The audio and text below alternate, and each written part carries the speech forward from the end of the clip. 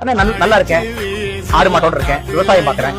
அந்த தகப்பராச சுத்துதையா பிடிச்சு பூக்கும் விதையில ஒரு வம்சத்து கதையே உள்ளதையா.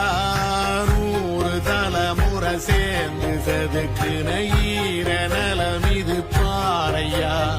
வாழும் வரையிலும் நீயும் விதைக்கிற கடமை இருக்கு கேளையா. கோடி விளக்காயேந்தி கிடந்த வீடும் இருண்டது ஏனையா. மாட விளக்கா நீயும் வரத்தா வீடும் ஏங்கி நிக்குதையா. எத்தனை சாமி வந்ததையா, இது எந்தெந்த சாமி தந்ததையா. எத்தனை பாட்ட சொன்னதையா, அத சுத்துற பூமி கண்டதையா.